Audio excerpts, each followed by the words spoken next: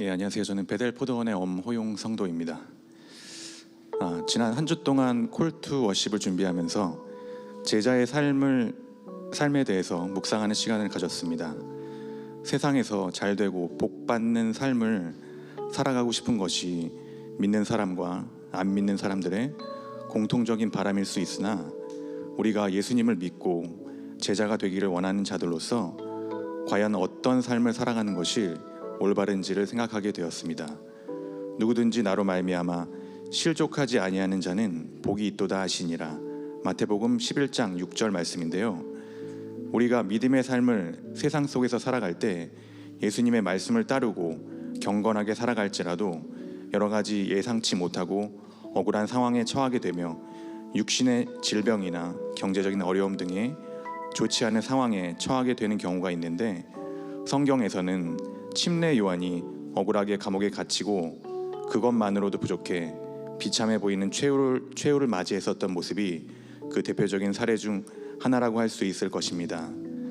세상에서 복을 받는 것이 삶의 최종 목적이라면 도저히 이해가 되지 않는 결말이라고 할 수 있으나, 제자의 삶을 살아가는 것이 결국 구원과 천국을 소망하는 것이라는 점을 되새겨 보았을 때, 그러한 죽음을 맞이하더라도 상황을 탓하거나 원망하지 아니하고 끝까지 순종했다면 결코 헛되지 않은 제자의 삶이었음을 느낄 수 있습니다.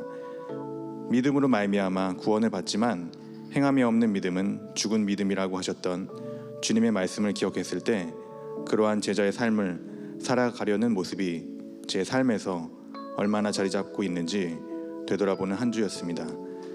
다음 교회 모든 성도들을 이 자리에 불러주신 주님의 특별한 은혜와 초대에 감사드리며 신령과 진정으로 예배하고 행하는 제자의 삶을 살기를 원합니다.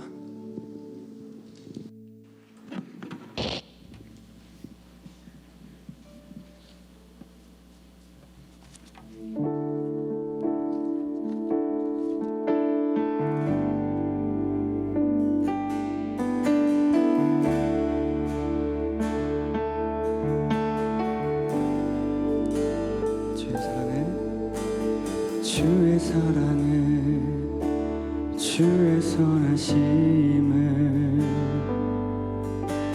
주의 은혜를 생각해보라. 하늘보다도 더 높으신 아버지의 사랑 크고 놀랍네. 아버지 사랑 크고 놀랍네. 주의 사랑을, 주의 사랑을, 주의 선하심을, 주의 은혜를 생각해보라. 하늘보다도 더 높으신 아버지의 사랑 크고 놀랍네. 아버지 사랑 크고 놀랍네. 내 어찌 그 사랑, 내 어찌 그 사랑 잊으리. 내 어찌 주의 긍휼 잊으리. 내 영혼의 모든 소원 만족시킨 주의 사랑을, 주의 사랑을, 주의 선하심을, 주의 은혜를 생각해보라. 하늘보다도 더 높으신 아버지의 사랑 크고 놀랍네. 아버지 사랑 크고 놀랍네. 내 어찌 그 사랑,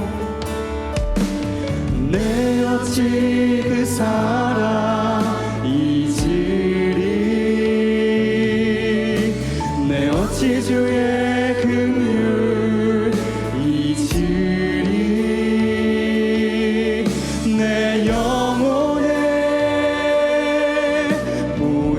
소원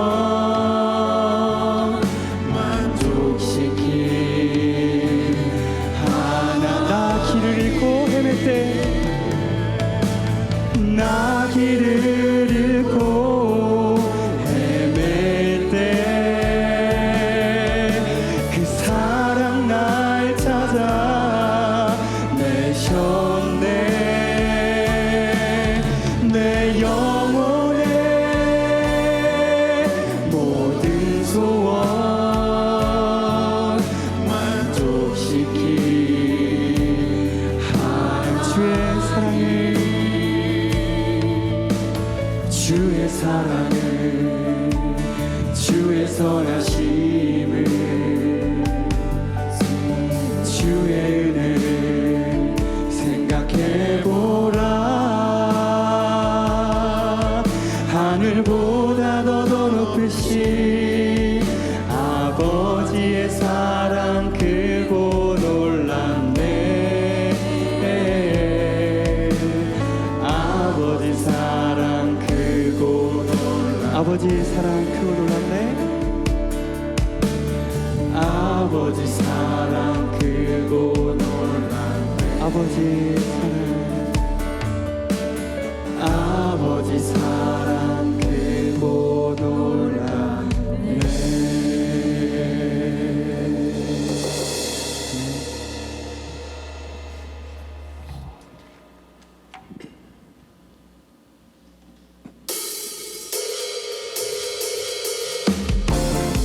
네, 혹시 우리 몸이 불편하지 않으시다면 우리 다 같이 일어나서 찬양해 볼까요?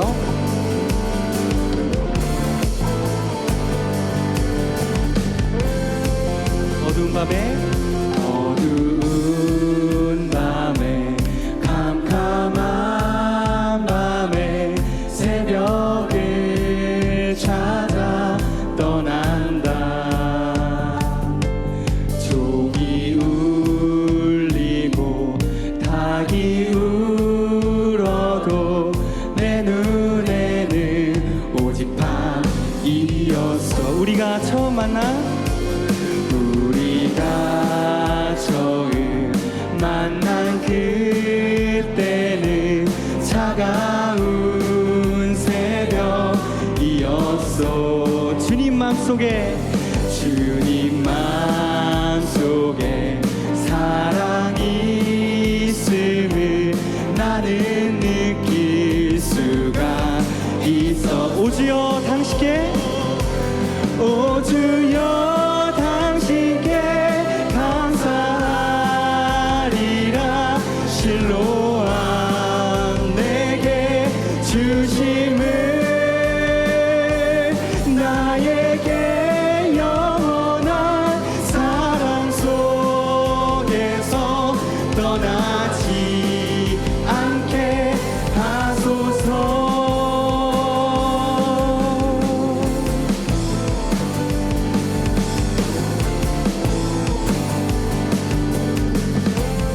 어두운 밤에 캄캄한 밤에 새벽을 찾아 떠난다. 종이 울리고 닭이 울어도 내 눈에는 오직 밤이여. 오 주여 당신께, 오 주여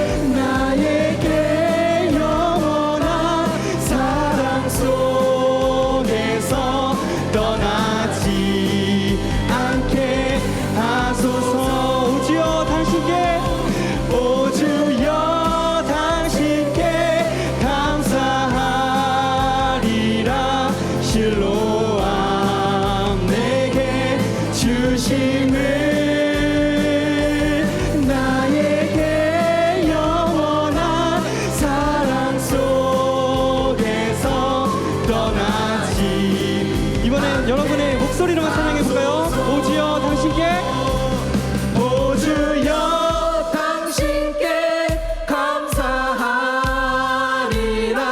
실로암 내게 주심을 나에게 영원한 사랑 속에서 떠나지 않게 하소서. 오주여 당신께, 오주여 당신께 감사하리라. 실로암 내게 주심을 나에게 영원한 사랑 속에서 떠나지 않게 하소서. 나에게 영원한 사랑 속에서 떠나지 않게 하소서.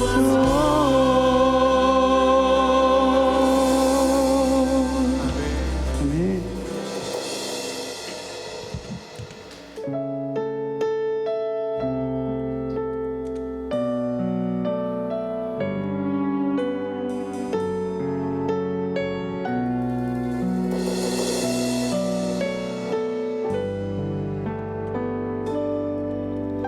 내가 누려왔던 모든 것들이,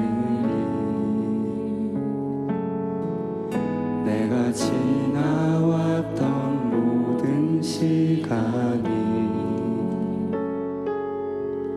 내가 걸어왔던 모든 순간이 당연한 것 아니라 은혜였소.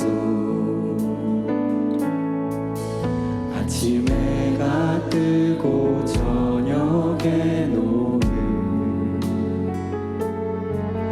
봄의 꽃향기와 가을의 열매, 변하는 계절의 모든 순간이 당연한 것 아니라 은혜였소. 모든 것이 은혜,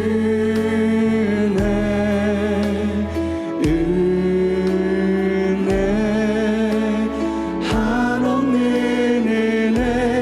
내 삶에 당연한 것 하나도 없었던 것을, 모든 것이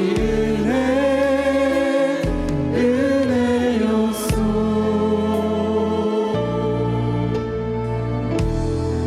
내가 이 땅에 태어나, 내가 이 땅에 태어나 사는 것, 어린아이 시절과 지금까지, 어린아이 시절과 지금까지 숨을 쉬며 꿈을 꾸는 삶, 숨을 쉬며 살며 꿈을 꾸는 삶,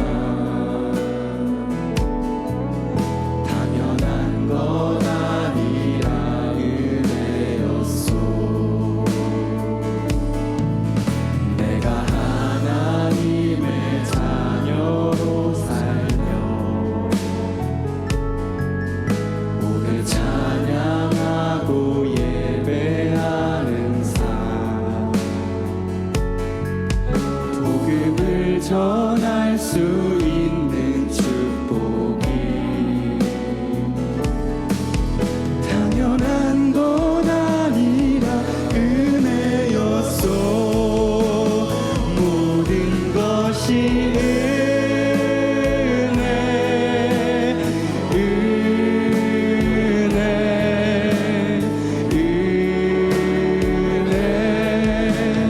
한없는 은혜.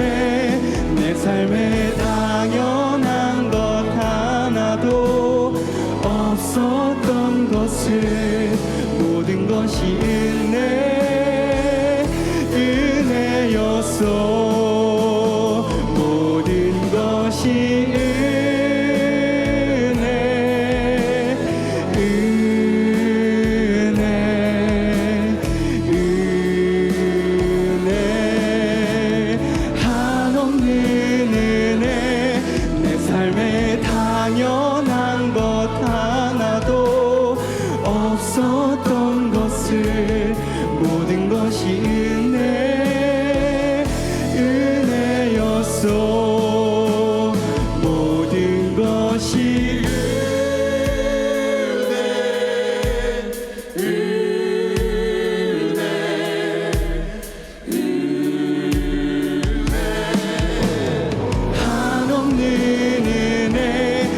삶에 당연한 것 하나도 없었던 것을 모든 것이 은혜였소. 모든 것이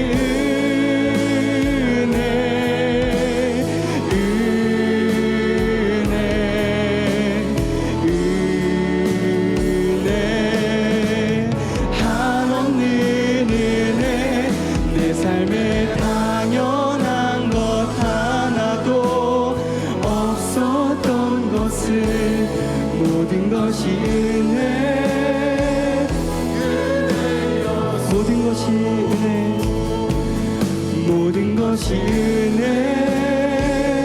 은혜여. 모든 것이 은혜였소. 이 시간 예배를 위해서 기도하시겠습니다.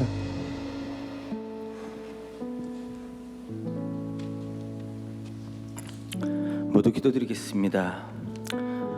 사랑과 은혜가 풍성하신 하나님 아버지, 오늘도 주님의 날에 우리를 거룩한 예배 자리로 부르시고 하나님의 말씀에 나아가게 하심에 감사드립니다.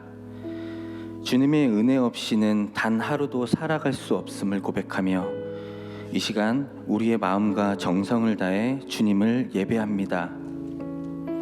하나님, 지난 한 주간 동안 우리의 삶 가운데 있었던 모든 연약함과 죄를 주님 앞에 내려놓습니다. 말과 생각, 행동으로 주님의 뜻을 온전히 따르지 못한 우리의 모습을 용서하여 주시고 십자가의 은혜로 다시 회복시켜 주시옵소서.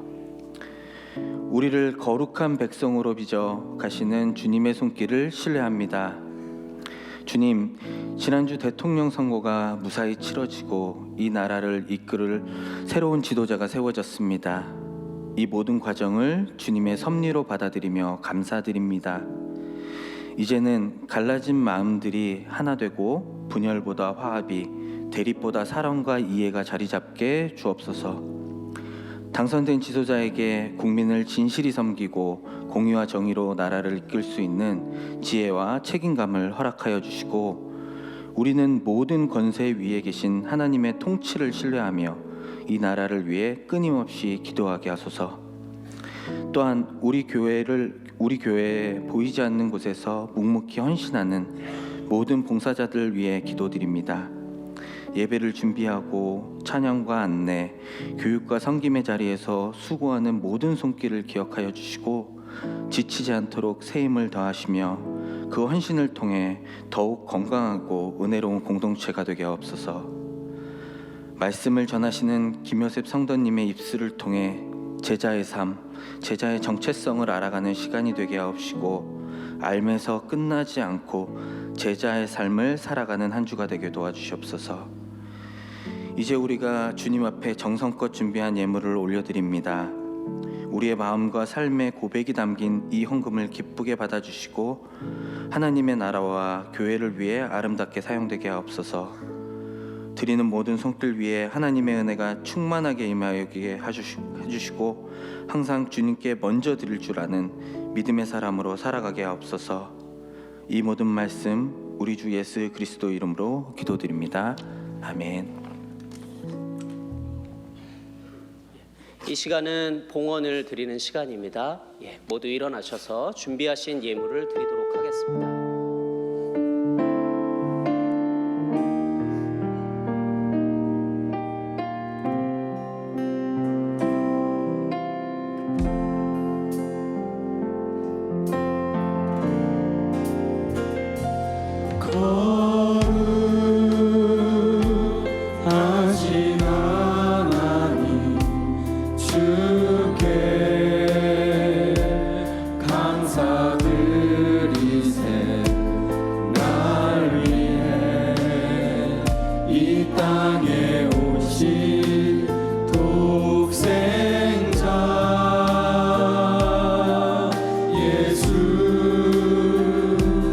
나의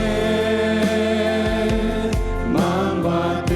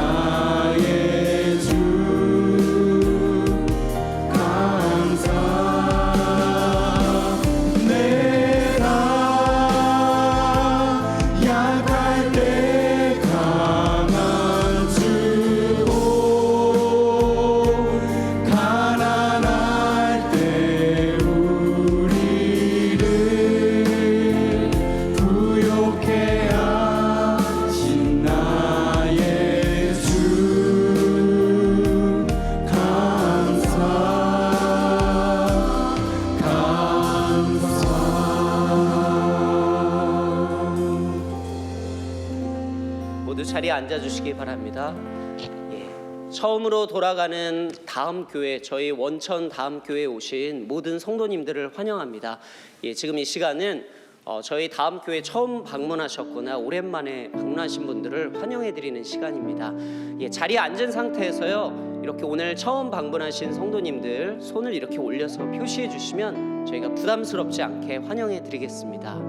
예, 제가 안내를 보면서 여러 가정을 보았거든요. 예, 제 왼편 기준으로 이쪽 상단에도 앉아 계신 분이 계시고요. 예, 이렇게 손을 올려주시면 저희가 환영해드리도록 하겠습니다. 저희 환영해드리겠습니다. 예, 잘 오셨습니다. 예, 오신 것을 환영드립니다. 예, 또 오주연 성도님 요 앞에 오랜만에 이렇게 오셨는데요. 가정 환영합니다. 잘 오셨습니다.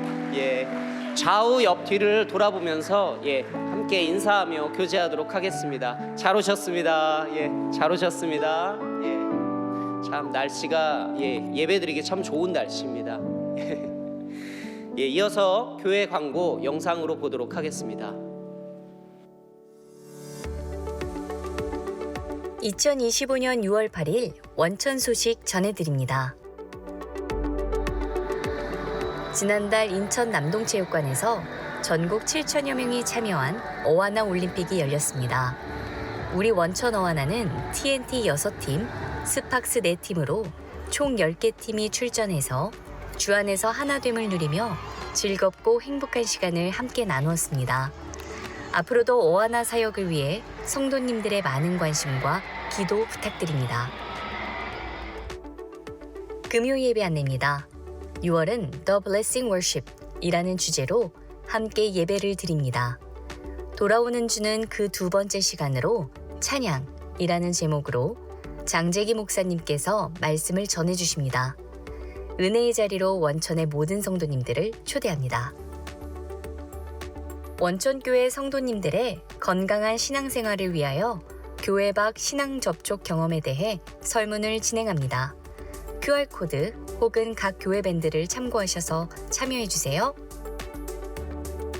사랑 이샘 캠프가 Make Disciple 이라는 주제로 진행합니다. 일시는 7월 12일 토요일에서 13일 주일까지입니다. 신청 및 안내는 QR코드 혹은 샘밴드로 문의해주세요. 원천교회는 교회 내에서 금전거래 및 상품 판매 행위를 금지하고 있습니다. 위와 같은 사례로 권유를 받거나 피해가 있으시면 담임 목사님과 상담해 주시기를 바랍니다. 이상 자세한 안내는 주보를 참고해 주세요. 예, 저희 교회 등록을 원하시는 가정은 제 기준으로 지하 1층으로 올라가셔서 오른편에 니고데모 홀에서 등록을 도와드리고 있습니다. 저희 영상 광고에서 나온 것처럼요. 교회 주보를 보시고 교회 밖 신앙 접촉 경험에 대한 설문 안내 QR코드로 확인하셔서 응답해 주시길 부탁드리겠습니다. 이어서 교회 성경 말씀 봉독하도록 하겠습니다.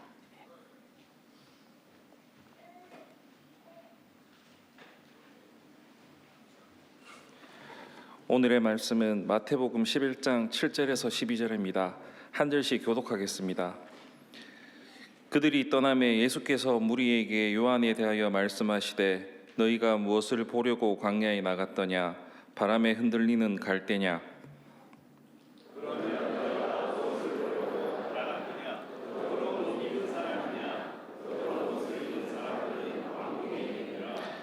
그러면 너희가 어찌하여 나갔더냐 선지자를 보기 위함이더냐 옳다 내가 너희에게 이르노니 선지자보다 더 나은 자니라.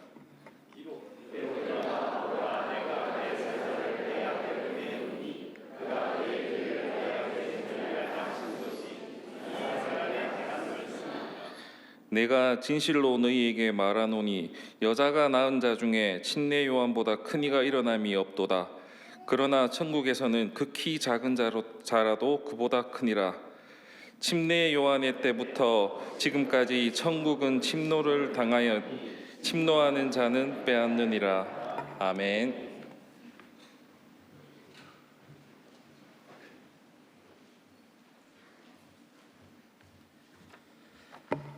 할렐루야.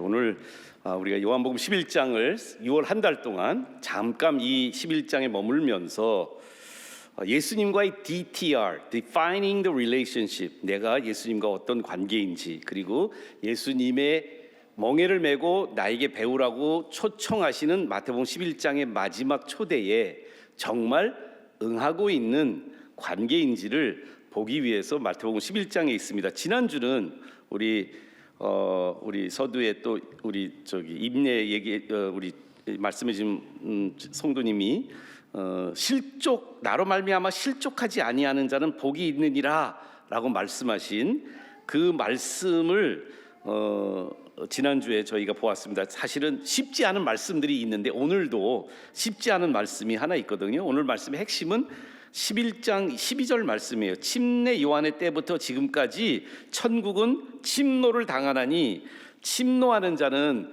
빼앗느니라 라는 말씀을 하세요. 제가 가끔 목사님 설교가 조금 어려워요 이런 이야기를 들을 때가 있어요.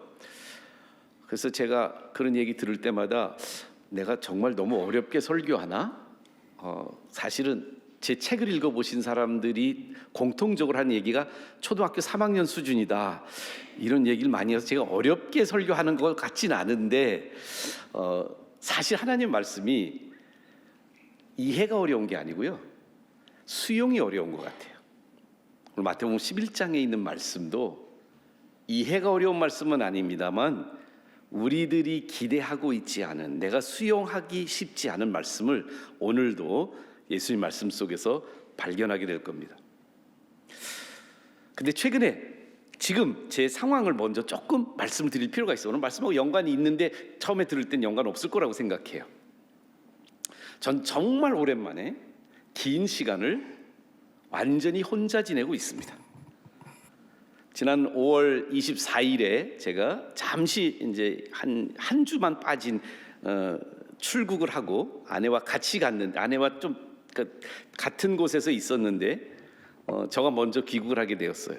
우리 아내는 첫째 손녀딸이 돌봄이 조금 더 필요하고 또 우리 셋째 딸 그 엄마가 이제 복직을 하는 과정에 한 달만 도와달라고 그래서 거의 6월 말에 귀국하는 것을 계획을 하고 저희 둘이 떨어져서 지금 보내고 있습니다. 아내와 헤어지기 전에 제 나름대로 아내 마음을 좀 기쁘게 해주기 위해서 이런 식으로 인사를 했어요. 여보, 나 정말 이제 나 먼저 가는데 되게 당신 보고 싶을 거야. 당신은 뭐 손녀딸도 있고 그런데 나 이제 혼자 가니까 되게 보고 싶을 거야. 그런데 다짜고짜 하는 얘기가 좋으면서 왜 그래요? 아내는 제 전곡을 잘 찌르는 거를 너무 잘하는 사람이에요. 정말 좋았습니다. 정말 오랜만에, 그러니까 그리고 저희 집에는 지금 자녀들도 없고요, 아무도 없어요. 저만 혼자 큰 집에 덩그라니 지금 약 열흘째 2주 조금 안 되게 지금 생활하고 있거든요. 제가 먹고 싶은 건 마음대로 먹어도 돼요. 뭐 저는 주로 육류나 뭐 이렇게 좀 자극적인 음식을 좋아하는데 우리 아내는 주로 먹는 게 우리 아버지 말씀, 우리 며느리는 나한테 풀만 먹인다 그러는데요, 샐러드를 되게 좋아하고 야채를 좋아하고 그다음에 이제 자극적인 거 별로 안 좋아해요. 근데 이제 제 마음대로 먹어도 되니까 좀 맵고 짜고, 또 저도 이제 나만을 위해서 요리하니까 어떤 때는 그냥 주문도 하고 막 그렇게 하는데 몇 번 아내한테 카톡을 보냈습니다. 무슨 카톡을 보냐면 제가 먹는 음식 사진을 찍어서 보냈습니다. 근데 저희 지금 텃밭이 있거든요. 돌아오니까 쌈 야채나 뭐 이런 게 많이 나오더라고요. 그래서 제가 카톡을 보내면서 여보, 나 지금 이거 먹고 있어. 실제로 그걸 먹고 있었거든요. 샐러드하고 뭐 이렇게 샐러드를 많이 한 그 아침을 그렇게 해서 사진 찍어 보냈더니 답신이 금방 와요. 그것만 먹으면 모르지. 어떻게 저를 그렇게 멀리서도 잘하는지 모르겠습니다. 제가 이렇게 오랜만에 자유롭게 내가 보고 싶은 거 그냥 뭐죠? 그걸 뭐라 그러지? 뭐 그냥 계속해서 보는 걸 뭐라 그러죠? 막 드라마 같은 것도 막 뭐 한다고? 정주행이라고 그래요? 그걸? 나 처음 듣는 얘기인데. 하여간 뭐 있잖아요. 그냥 계속 보는 거 있잖아요. 막 마음대로 봐도 되고 밤늦게 야식을 먹어도 되고 집안 안 치워도 되고 설거지한 거 그냥 둬도 되고 너무 자유로운 시간들을 보내고 있어요. 근데 제가 생각해 보니까 그렇게 혼자 있었던 시기가 아내를 만나서 교제를 하고 그리고 약혼을 이제 앞두고 이제 막 이제 약혼하려고 마음에 작정을 하고 저는 시카고에서 아내는 캘리포니아에 있는데 제가 전에도 그런 설교 시간에 예화를 들은 적이 있는데 아내의 존재는 인정했는데 아내와 함께 하지 않았던 그 시기가 지금 생각나더라고요. 왜 그러냐면 그때도 너무 좋았어요. 왜 그러냐면 큰 사진 하나 붙여놓고 간섭하지 않고 항상 웃는 얼굴로 저를 그냥 물끄러미 바라보는 그 여자와 사는 게 너무 행복했던 때거든요. 그 모습 속에 예수님과 나의 관계가 보였어요.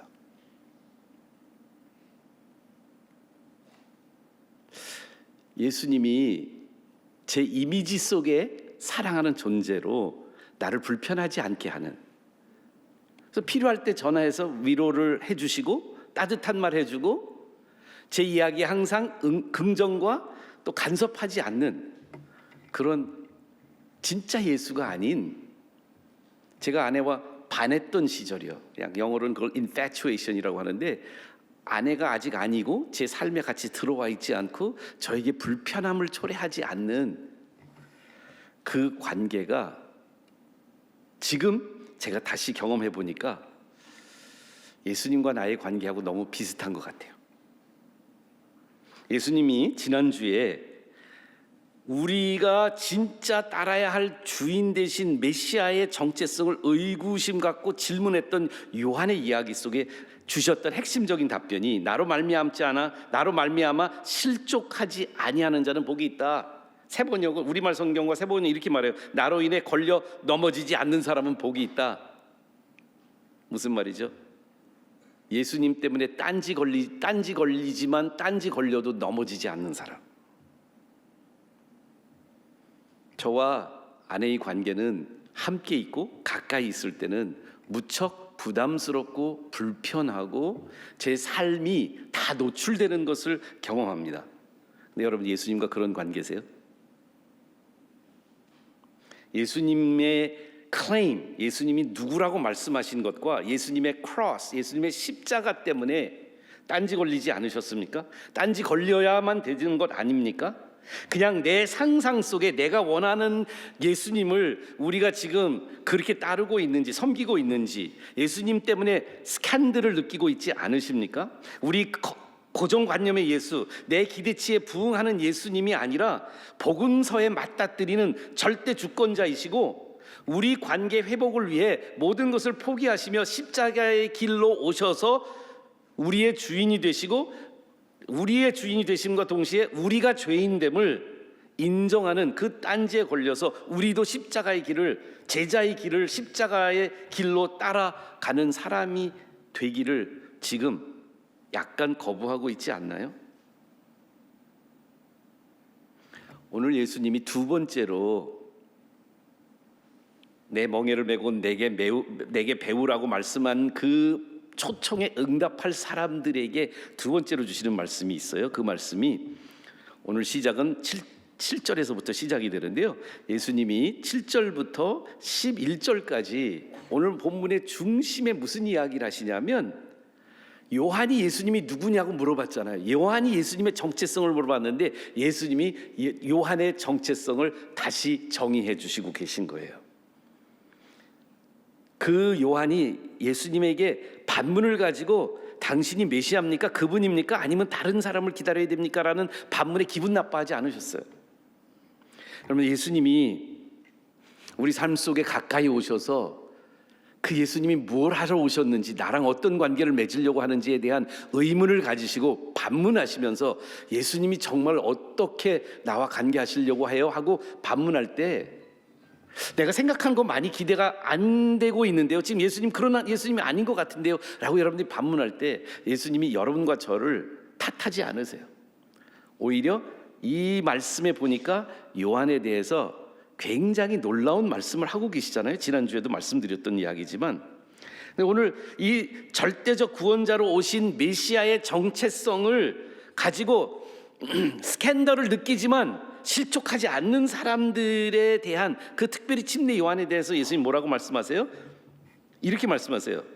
너희가 어떻게 요한을 보느냐? 너희가 무엇 때문에 광야에 갔느냐? 왜 요한이라는 존재를 찾느냐? 바람에 흔들리는 갈대 같은 존재감 없는 사람이냐? X.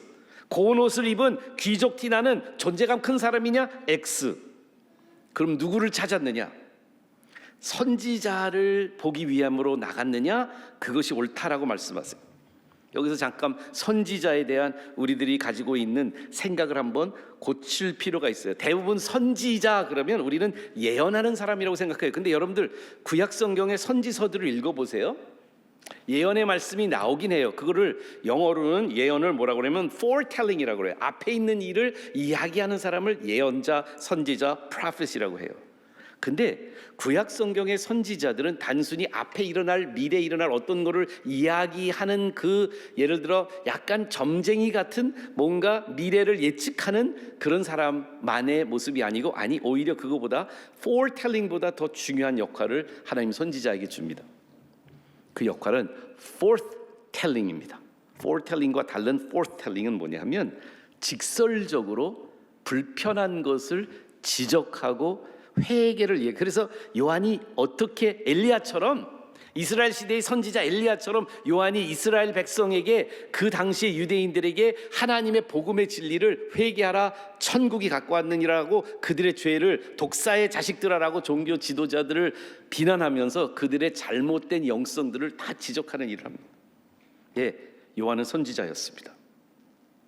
그런데 예수님은 단순히 선지자가 아니라 선지자보다 더 큰 자, 하나님의 시대에 하나님의 음성이 되어서 새로운 천국 복음을 선포하는 존재로 하나님의 인정을 받은 요한을 인정하시면서 마지막으로 하신 말씀이 오늘 이 말씀이에요. 그래서 오늘 이 말씀에 집중하려고 그래요. 12절 말씀 한번 보았으면 좋겠어요. 혹시 띄워줄 수 있나요? 함께 읽었으면. 저거 근데 그 세례 요한이 아니고 침례 요한인데 원어 단어에는 바티조라는 단어를 쓰고 있어요. 그러니까 세례는 장로교에서 번역을 해서 그렇게 된 거고요. 우리 침례를 읽읍시다. 제 성경은 그 침례라고 번역이 된 성경을 들고 다녀요. 같이 읽겠습니다. 침례 요한의 때부터 지금까지 천국은 침노를 당하나니 침노하는 자는 빼앗느니라. 이게 무슨 말이에요? 많이 들었죠? 천국은 침노하는 자. 언제 여러분들이 인용하셔요? 잘 모르면서 인용 많이 했어요, 저도. 근데 여러분들 이 단어는 NIV는 이렇게 번역해요. From the days of John the Baptist until now. 요한의 때부터 지금까지. 침례 요한, 예수님의 공생애가 시작된 그때부터 지금까지 NIV는 이렇게 말합니다. The kingdom of heaven has been forcefully advancing. 하나님의 나라는, 하나님의 왕국은 has been forcefully advancing. 강력하게 advancing하고 있다. 침노하고 있다라는 표현이 우리 잘 안 쓰는 단어잖아요. 뭐라 그럴까요? 강력하게 추진되고 있다. And forceful men lay hold of it. 그러니까 forceful 한다는 강압적이다, 강력하다 이런 단어인데요. Forceful men lay hold of it. 그런데 킹 제임스는 어떻게 봤냐면 Kingdom of Heaven is violently advancing이라는 단어를 쓰고요. violent, 폭력적이라는 단어를 사용하고 있어요.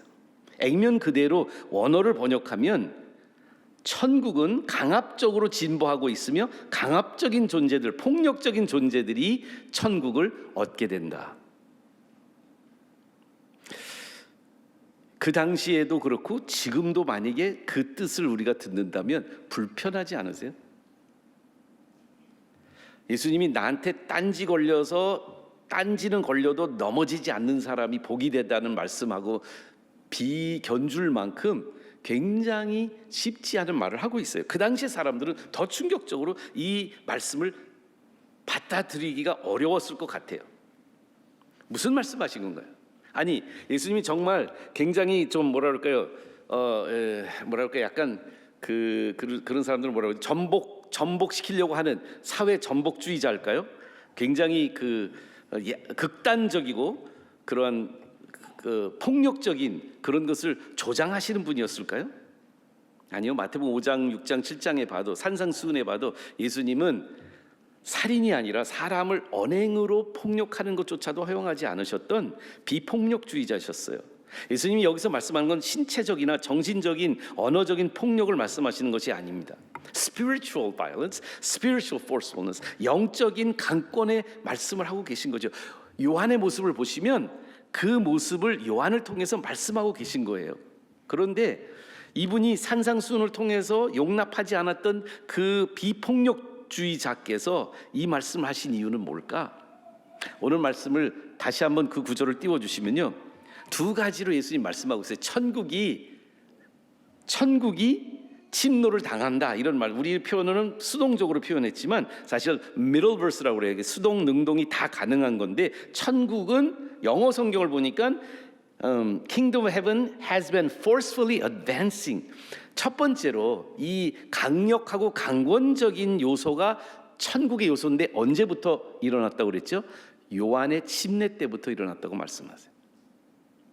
어느 때보다 요한이 지금 의구심을 갖고 있긴 하지만 요한의 침례 이후부터 이 하나님의 왕국이 전에와 달리 그 구약 시대의 많은 선지자들이 하나님이 어떻게 도래하실 거라고, 하나님이 어떻게 나타나실 거라고, 메시아를 어떻게 보내주실 거라고 많은 예언을 보냈지만 그때는 희미했어요. 아직 강력하지 않았어요. 현실이 아니었어요. 그런데 예수님 말씀해요. 지금은 하나님의 왕국이 forcefully advancing 하고 있다. 강권적으로 진보하고 있다. 천국 복음의 적극적인 확장성을 말씀하고 계세요. 예수님께서 요한에게 침례를 받으신 이후부터 하나님의 왕국은 이 땅에 도래하고 적극적으로 되었어요. 이 적극적인 게 뭘까요? 공생애를 시작하심으로 예수님이 적극적인 강권적인 구애를, 우리를 향한 구애가 시작이 되어서 전혀 그럴 이유가 없으신 분께서 강권적으로 우리 구원을 이루기 위해서 찾아오신 거예요. 옛날에 한번 설교에 인용을 했지만 영국의 시인 중에 한 사람이 하나님을, 예수님을 통해서 나타난 메시아 하나님을 이렇게 비유한 적도 있습니다. Hound of Heaven이라고 말해요. 하늘의 사냥개가 우리를 추적해 오신다는 거예요.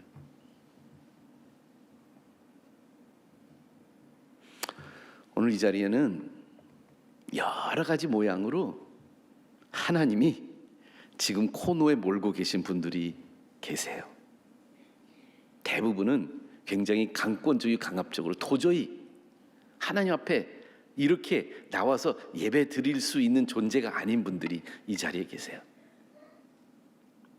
어떤 경우에는 아픔을 통해서, 어떤 경우엔 내 신체적인 아픔도 있지만 가족의 상처를 통해서 또는 죽음을 통해서까지도 하나님이 강압적으로, 강권적으로, 강력하게 쫓아오셔서 코너에 몰아놓으시고 하나님을 인정하고 하나님 앞에 꼬꾸라지지 않으면 안 되도록 만들어 놓으신 분들이 계시다고요. 로마서는 이렇게 표현합니다. 우리가 아직 연약할 때 기약대로 그리스도께서 경건하지 않은 자를 위해서 죽으셨다고 말을 하면서 이런 말을 해요. 의인을 위해 죽는 자가 쉽지 않고 선인을 위해 용감히 죽는 자가 혹 있을 수 있지만 우리가 아직 죄인 되었을 때 그리스도께서 우리를 위하여 죽으심으로 하나님께서 우리에게 대한 자신의 사랑을 확증하셨다고요. 무모하고 이렇게 강권적으로 우리가 전혀 하나님이 우리를 사랑하고 우리를 가까이 오기를 기대하고 있지 않았는데 하나님이 오신 거예요. 이번 주에 전화 하나 받았어요. 아내한테 2주 더 있다가 오기로 했는데 여보 내가 생각해 보니까 빨리 가야 되겠어. 제 마음속에는 두 가지 감정이 교차하더라고요. 이 편한 게 더 빨리 끝나게 되겠구나. 근데 제 아내의 적극성에 감사하지 않을 수 없었어요. 전화를 끊자마자 인터넷에 들어가서 바로 항공편을 바꿔버렸어요. 하나님이 우리를 위해서 강압적으로 천국이 violently advancing 하고 있어요. forcefully advancing 하고 있어요. 우리들의 삶 속에 예수 그리스도가 오시게 되는 것은요, 그분이 적극적으로 자신의 모든 것을 다 투자해 가시면서 버리시면서 우리를 찾아오시는 거예요. 지난주에 읽어드렸던 마태복음 11장 말씀 중에 요한에게 예수님이 주신 답변이 있어요. 예수님 누굽니까? 라고 물어봤을 때 4절 5절에 예수님이 이렇게 말합니다. 너희는 가서 듣고 본 것을 요한에게 말해라 라고 말씀하시면서 5절에 이 말씀이 나오거든요. 맹인이 보며 못 걷는 사람이 걸으며 나병 환자가 깨끗함을 받으며 못 듣는 자가 들으며 죽은 자가 살아나며 가난한 자에게 복음이 전파된다 하라 라고 이 말씀을 하시는데, 그 말씀은 이사야서 35장에 있는 말씀의 인용이에요. 제가 이사야서 35장 4절에 있는 말씀, 인용된 말씀을 다시 한번 읽어드릴게요. 겁내는 자들에게 이르기를 굳세어라, 두려워하지 말라. 이스라엘 민족에게 하는 말이에요. 지금 하나님이 두려워하고 있는 그들에게 보라, 너희 하나님이 오사 보복하시며 갚아주실 것이다.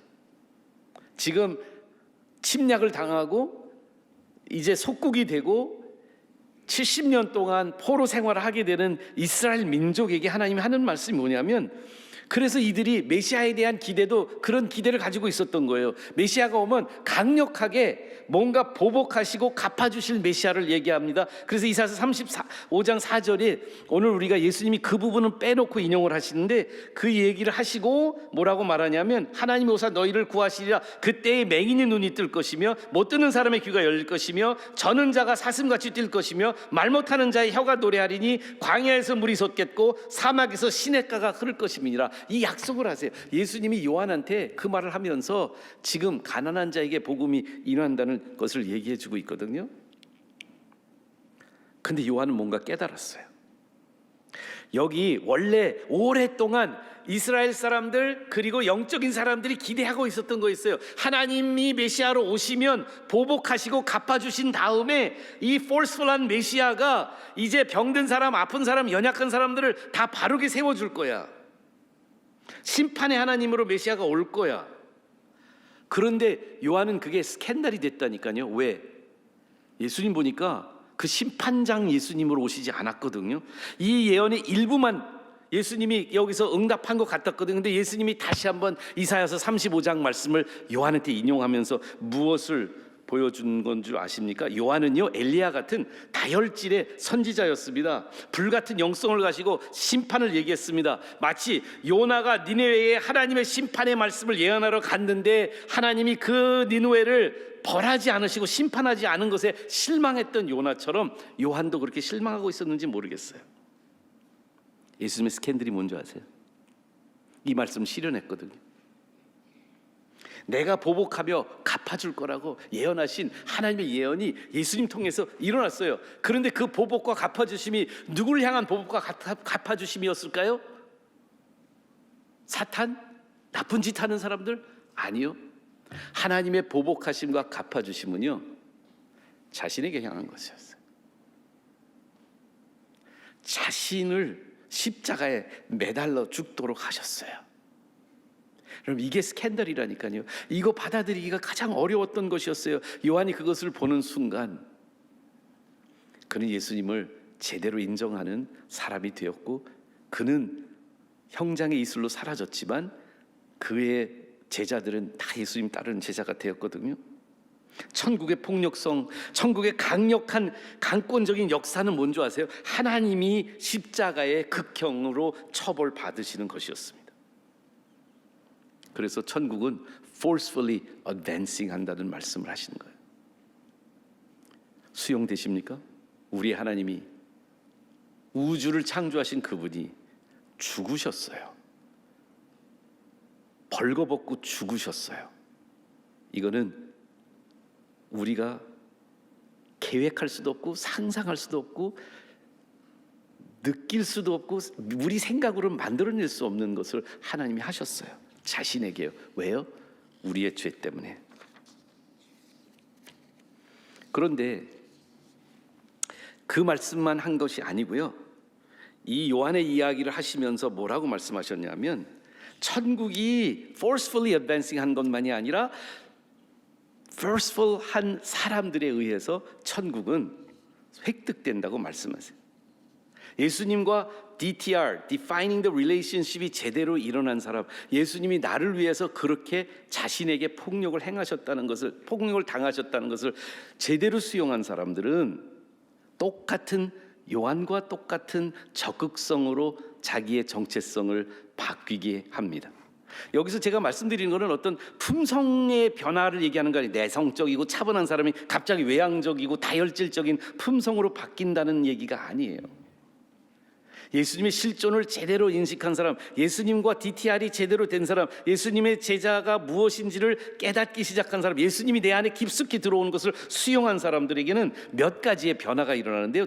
오늘 두 가지만 말씀드리려고 해요. 이 말씀에 어떤 사람이 침노하는 사람인가, 어떤 사람이 침노하는 제자인가, 예수님을 적극적으로 찾는 존재예요.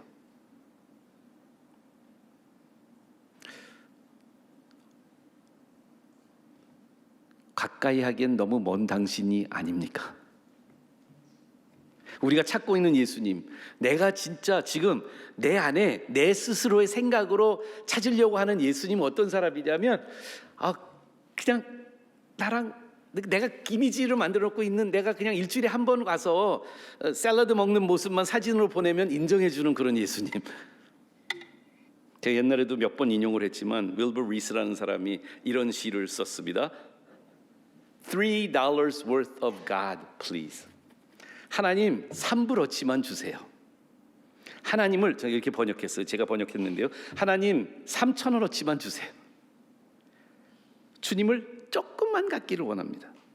내 영혼을 뒤엎거나 내 잠을 설치게 할 만큼 하나님 말고요. 그리고 내 인생을 주도하실 만큼 말고 말입니다. 그냥 따뜻한 우유 한 잔 정도의 하나님을 원해요. 제 마음속에 죄책감만 걷어갈 수 있는 하나님 말입니다. 하나님 3,000원어치만 주세요. 포켓용으로 간편하게 지참할 수 있는 사랑을 원해요. 외국인 노동자를 사랑하거나 내 마음의 태도를 바꿀 만큼은 필요 없어요. 내가 시간이 있을 때 교회 가지고 갈 만큼의 하나님을 주세요. 나른한 봄날 햇빛의 졸음이 올 만큼의 하나님을 원해요. 저는 기쁨을 원하지 변화를 원치는 않아요. 태 속의 포근함을 원하지 탄생의 아픔과 귀찮음은 원치 않아요. 종이 봉투에 영원 한 근만 담아 하나님 주세요. 환불도 가능한 영적 투자를 찾고 있어요. 하나님 3,000원어치 살 수 없을까요? 비 오는 날을 위해 예비하고 싶어서 그러는 거예요. 제가 변화하는 것은 꿈에도 생각하고 있지 않거든요. 제가 뭔가 책임을 져야 할 만큼의 하나님은 싫어요. 일주일에 한 번 정도 꺼내야 하는 교인들이 나를 괜찮게 볼 만큼 3,000원어치만 하나님을 쪼개 팔 수는 없을까요? 우리의 모습 속에 우리의 영성이 지금 예수님과의 관계에 적당한 거리감을 두고 있었던 그 빌라도의 법정의 베드로처럼 우리는 먼 발치의 예수님을 원하고 있지 않습니까? 2025년에 들어와서 같이 제자 훈련하자고 원천교회 다음 교회에 선포하고 이제 원천교회 전체가 이 길을 가고 있는데 아직도 우리들 안에는 예수님의 적극성을 갖고 있지 않은 우리의 모습이 있습니다. 팀 켈러 목사님은 우리의 이 강력한, 이 violent한, 이 폭력적으로까지 묘사가 될 만한 예수님과의 관계를 갖지 못하는 가장 중요한 이유를 분주함으로 평가하시더라고요. 분주한 사람은 예수님이 강력하게 찾지 않습니다. 여러분들 성경에 보니까 어떤 사람들이 예수님을 그렇게 적극적으로 강력하게 추구했을까요? 중풍병자 이야기 기억나세요? 예수님은 얼마나 강력하게 원하냐면 사람들이 많아서 예수님 가까이 가지 않을 때 그냥 포기하고 간 게 아니에요. 여러분들 그러지 않았어요? 교회 예배 드리러 왔다가 주차 자리가 없어서 아이 이렇게 늦을 바에 그냥 집에 가자. 아니면 다음 예배 드리자. 중풍병자는 그렇게 하지 않았어요. 사람들이 많고 가도 자리가 없는 것 같았고 예수님 앞에 가까이 가기 어려우니까 중풍병자와 네 친구들이 어떻게 했어요? 지붕에 올라가서 지붕을 뚫고 예수님 아래 중풍병자를 내려줬어요. 우리 안에 그만큼의 갈망이 있습니까? 예수님을 찾아가려고 하는, 예수님과 함께 하려고 하는, 어떤 방법을 통해서 내 상황이 녹록하지 못해도 아무리 바빠도 내가 너무 많은 일들이 지금 나한테 엄습해와도 나 예수님 앞에 나가지 않으면 견딜 수 없어 하는 열정적인 강권이 우리 안에 있나요? 혈루증 앓았던 여인은 밖에 나가기가 굉장히 두려웠던 사람이에요. 자기 몸에 계속해서 흐르는 피를 막을 수가 없어요. 그리고 사회생활을 할 수 없는 그 여인이 용기를 내서 예수님이 동네에 오신다는 이야기를 듣고 그냥 옷자락만 한번 잡기만 하면 아무도 모르게 나만 예수님을 가까이 가고 싶어요. 우리 그만큼 예수님에 대한 적극적인 열정이 있습니까? 나중에 또 다음 이제 7월 달에 보겠지만 예수님이 여러 가지 비유를 해주세요. 근데 그 비유 중에 특별히 그 밭을 샀는데 그 밭 안에 보배가 있었던 사람과 진주를 봤는데 엄청나게 소중한 진주인데 사람들이 모르는 그 진주를 발견했던 두 사람의 이야기를 합니다. 일터의 사역자들이었거든요. 그들은 직장에서 일하는 곳에서, 교회가 아니었어요, 성당이 아니었어요, 성정이 아니었어요. 그런데 그들은 일하는 곳에서 보배를 발견했는데 어떻게 했어요? 자기 소유를 다 팔아가지고 그 밭을 샀어요. 자기 밭이 아니었으니까 소작농이었을 거예요. 돈이 많이 없었을 거예요. 그 예수님의 비유가 이야기하고 있는 한 가지가 뭔지 아십니까? 예수님 제대로 아는 사람, 예수님이 보배가 된 사람, 예수님이 트레저인 사람은요, 자기 모든 것을 다 들여서 예수님과 함께합니다. 예수님을 따릅니다. 적당하게 3,000원어치만 예수님을 갖지 않아요.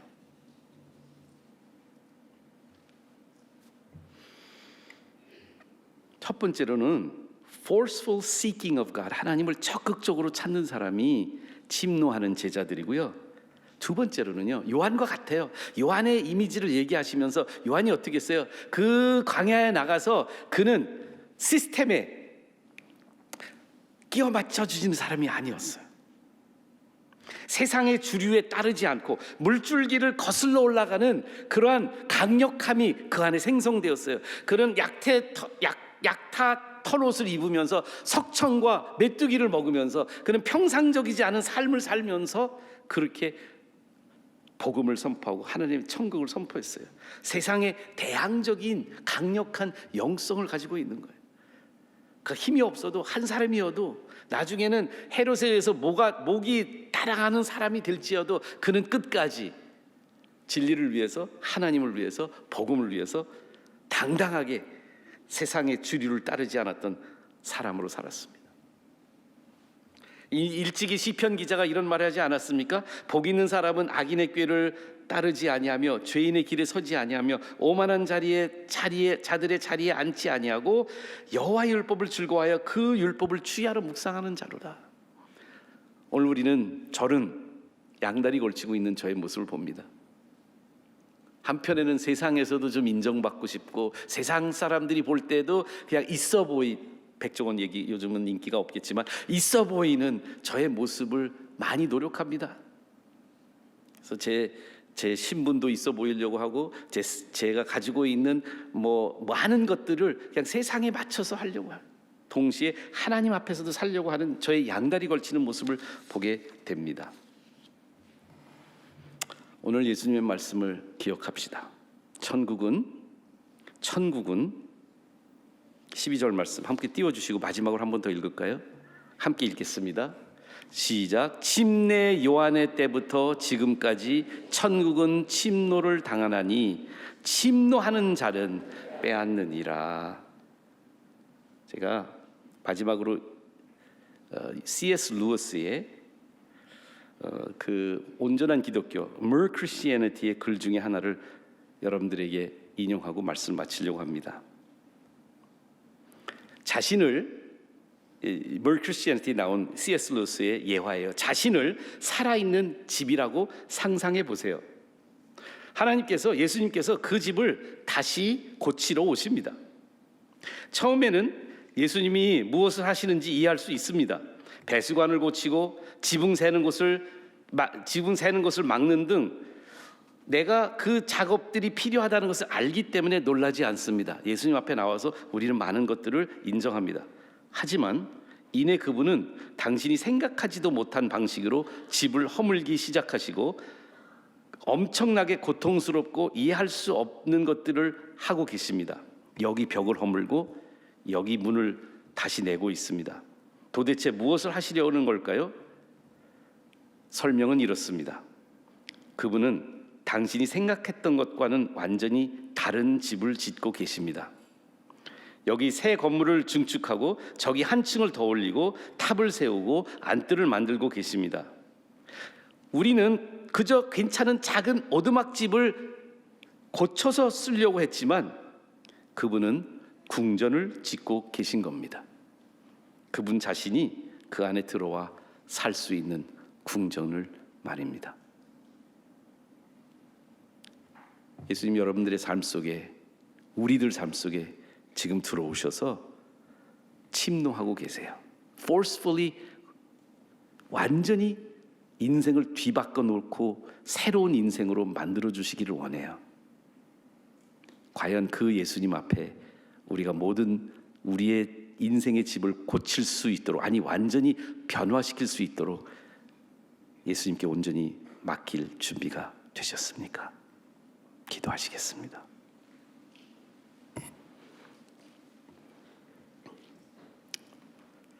예수님, 입으로만 예수님 따른다고, 예수님 사랑한다고, 예수님 믿는다고 말하는 저희들이 아니라 삶으로 예수님과 멍에 매며 이 세상 속에서 적극적으로 주님과 떨어지지 않으려고 꽉 붙잡고 있는, 바울이 말한 것처럼 예수님께 잡힌 바 된 그것을 붙잡으려고 몸부림치는 저희들 되게 하여 주시옵소서. 그리고 예수님 가는 곳, 그곳을 두려워하지 않고 지금 우리가 가겠다고 결심하는 저희들 되게 하여 주시옵소서. 예수님 이름으로 기도드립니다. 이 찬양이 마음의 고백, 삶의 고백이 되기를 기도합니다. 가사를 생각하시면서 우리의 입술이 마음의 삶의 고백으로 승화될 수 있도록 기도하며 찬양합시다. 주의 제자로 산다는 것을 나도 그들을 용납하는 것, 나를 위해 달리신 십자가 사랑, 그 사랑으로 살아가는 것, 주의 제자로 산다는 것을 주님과 함께 동행하는 것, 주께서 지신 십자가 기꺼이 지고 우리 다 같이 일어나면서 함께 고백하시길 바랍니다. 때론 불 가운데 휩싸일 때도, 폭풍 가운데 무너질 때도 주님 내 곁에 함께 하시네. 가장 가까이에 주님 내 곁에 함께 하시네. 때론 불 가운데 휩싸일 때도, 폭풍 가운데 무너질 때도 주님 내 곁에 함께 하시네. 가장 가까이